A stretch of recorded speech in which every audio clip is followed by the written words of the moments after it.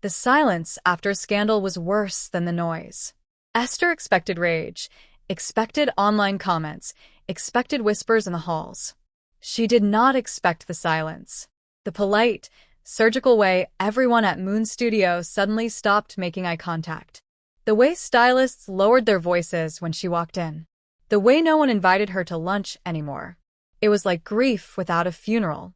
She kept her head high anyway, wore lipstick, dressed bold, walked like she still belonged.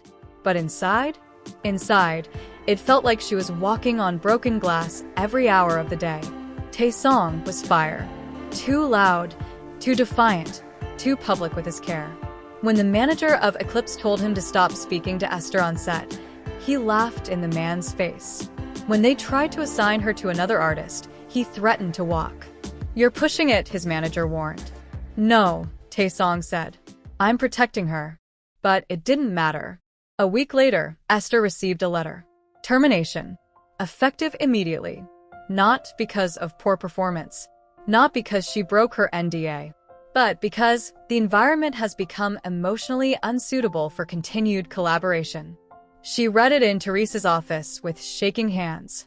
"They're doing this to avoid the media storm," Teresa whispered.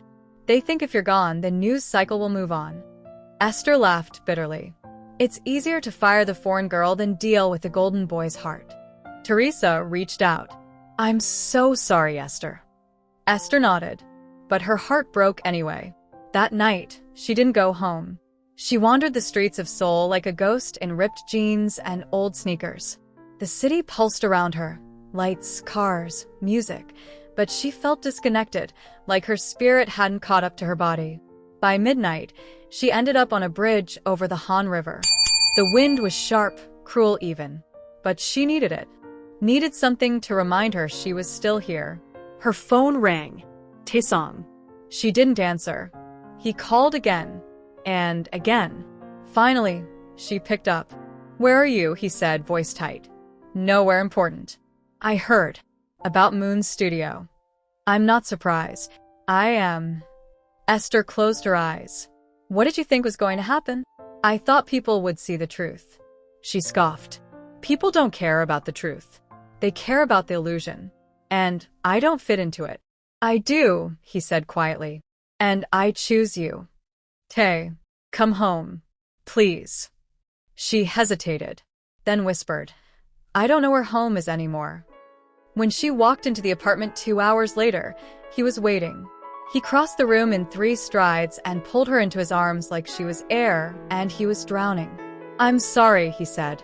"You didn't do this." "I didn't stop it either." They stood like that for a long time. Then he took her face in his hands. "I'm not going to lose you over a company," he said. "You might. Then I'll walk." She stared at him. "You love your career. I love you more." The words hit her like thunder. She hadn't expected to hear them. "Not yet." "Maybe not ever." "I don't need the world," he said. "I just need a small corner of it where we can be real." She kissed him like she believed it. Slowly. Fiercely. Like every second counted. But the world wouldn't let them hide forever. 2 days later, Esther received a message. An anonymous tip. "You should know what he's risking. Go to the press building. Back entrance. Noon." She almost deleted it. But curiosity had claws. And when she arrived, hood up, sunglasses on, what she saw made her freeze. A reporter. Taesong's manager. And Min-ae. Sliding a USB drive into the reporter's hand. Esther's heart dropped. She ducked behind a column, phone shaking in her hand. Min-ae was talking animatedly. "This will break the internet. It's all on there. Messages. Security footage. Kisses." The reporter laughed. "And you're sure it'll turn the fans?" "She's already hated," Min-ae said. "This will bury her." Esther turned and ran. That night, she confronted Taesong. "I saw them. Your manager. Min-ae. A reporter." His face drained of color. "What?" "They're going to release everything. Texts. Footage." He cursed under his breath. "I told him not to. They want to ruin me." "No," he said, stepping forward. "They want to control me." You're the only thing I've ever chosen for myself. He grabbed his coat. Where are you going? She asked. To burn it all down. Taesong didn't come home that night. Esther waited, curled on the couch with a blanket around her shoulders like armor. The TV was on, but she wasn't watching. The clock ticked past midnight. Then 1 a.m. Her phone buzzed occasionally, mostly Teresa, one missed call from her mother in Nigeria, and several "Are you okay?" messages from fans she didn't even know how they found her. But nothing from Taesong. Just silence. And that made her more afraid than anything, because silence from Taesong meant war was already underway. The next morning, the internet exploded again. Taesong had held a surprise press conference. No stylists. No team. Just him.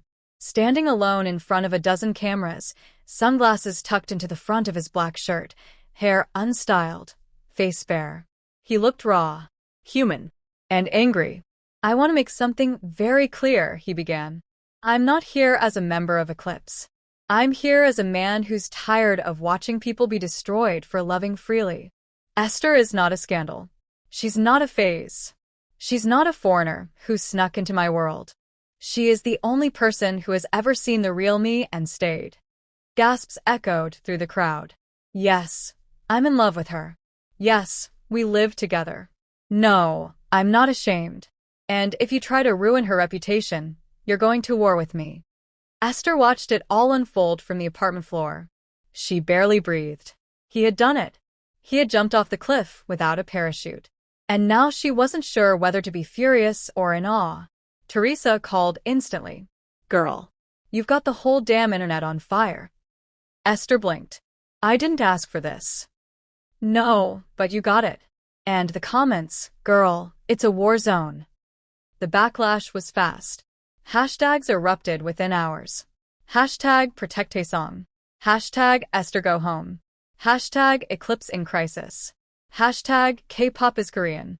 Some fans celebrated him. Some demanded his resignation. Some blamed her for manipulating him. And then came the leak. Someone, likely Minhee or Taesong's manager, released private photos and footage. A clip of Esther and Taesong dancing in the kitchen, laughing. A blurry image of a kiss on the rooftop. Screenshots of their late-night texts. I don't care about the world. I just want 5 minutes where I can breathe next to you. The text was his. Esther didn't even remember when he'd sent it. Now it was everywhere. By the next day, she couldn't leave the apartment. Fans were camping outside the building. Paparazzi staked out the street. A drone flew past her bedroom window. She drew the curtains and collapsed on the floor, hands trembling. How had her life turned into this? Taesong returned just after sunset. He looked exhausted. But when he saw her, something in him softened. I'm sorry, he said gently. I should have prepared you. She shook her head. You gave them all your secrets. For me. No. I gave them the truth. Because I'm tired of lies. She walked to him slowly.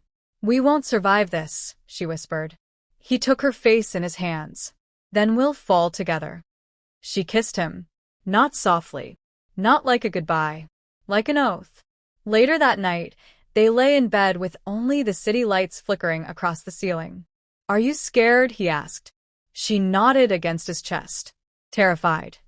I am too. But you still chose me. Every time. But the next morning, the real battle began.